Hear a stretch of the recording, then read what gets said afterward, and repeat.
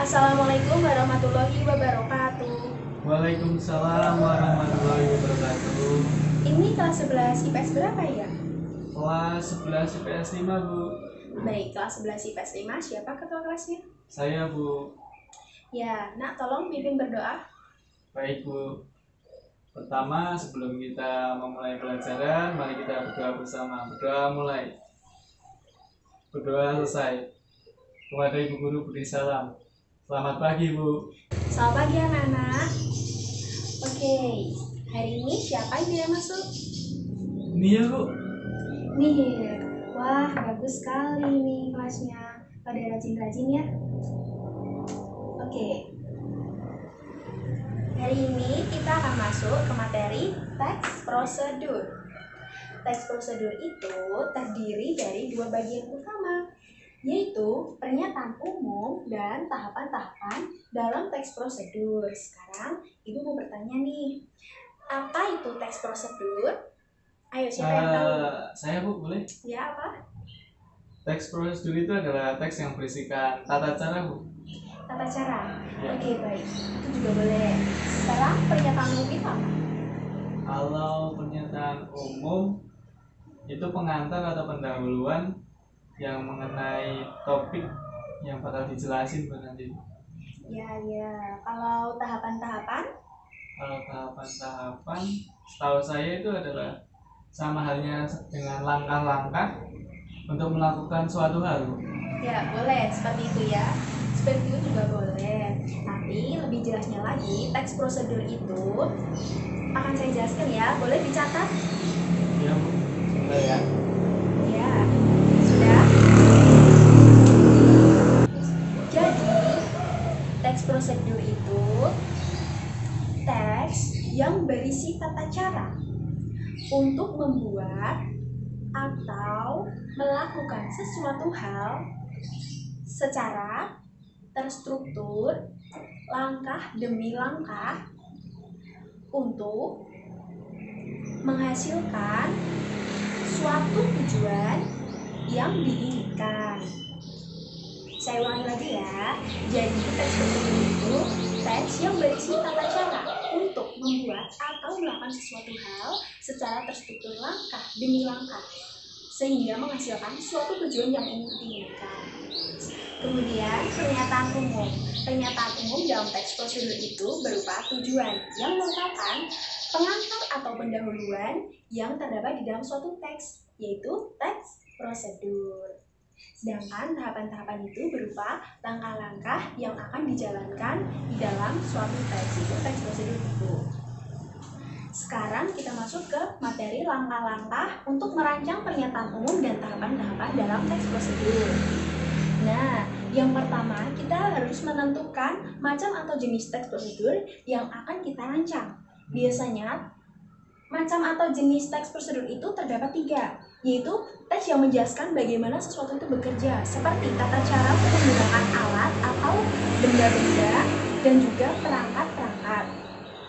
Ada juga teks yang menginformasikan aktivitas tertentu dengan peraturannya, misalnya cara untuk melamar pekerjaan, seperti itu. Kemudian ada teks prosedur yang berhubungan dengan sifat atau kebiasaan manusia, seperti cara mengatasi kebosanan, cara untuk melatih kita untuk sabar, seperti itu.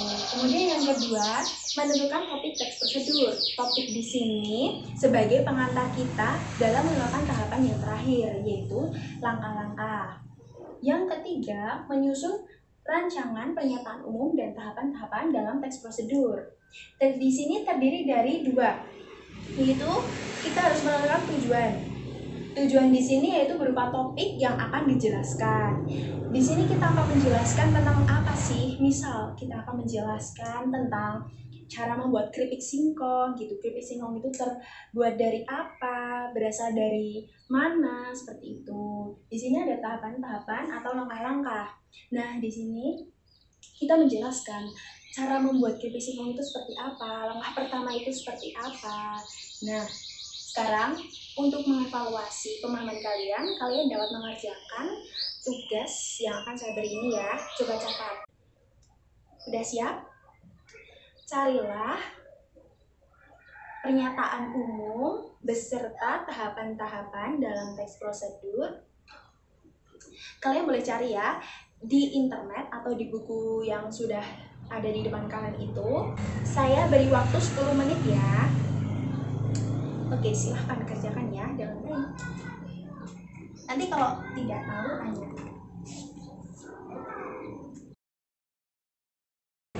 Ada yang ingin ditanyakan? Udah Bu. Oke, lanjut ya.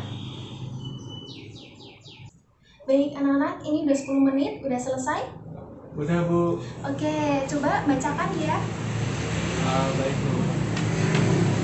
Di sini saya cari dapat cara menggunakan komputer Bu.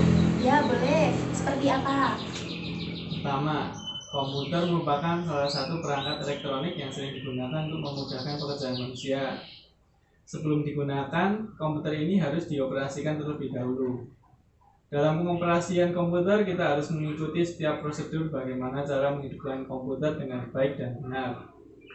Berikut langkah-langkah menghidupkan komputer. 1. Buka penutup layar monitor, CPU, dan keyboard. 2. Pastikan saklar menyediakan arus listrik untuk menghubungkan kabel power ke stabilizer atau CPU komputer. 3. Tekan tombol power pada CPU dan tombol power monitor. 4. Komputer akan booting, tunggu proses ini sampai selesai. 5. Setelah proses booting selesai, komputer siap digunakan. Ya, seperti itu, benar sekali. Tapi itu untuk bagian pernyataan umum dan langkah-langkahnya itu di mana ya? Di bagian pernyataan umum itu di bagian pertama Bu, saat komputer merupakan salah satu perangkat elektronik yang sering digunakan untuk memudahkan pekerjaan manusia dan seterusnya Bu. Nah, benar sekali. Kemudian tahapan-tahapannya di mana?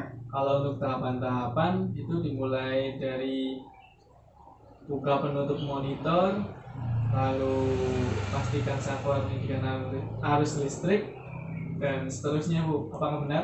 Ya, benar sekali. Berarti kalian semua paham ya? Paham Bu. Oke, kalau begitu berarti kalian semua sudah paham ya ini materinya apa.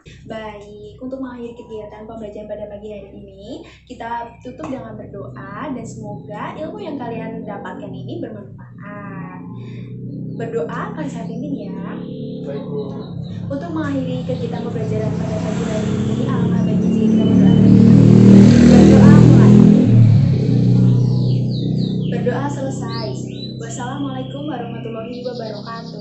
Waalaikumsalam warahmatullahi wabarakatuh.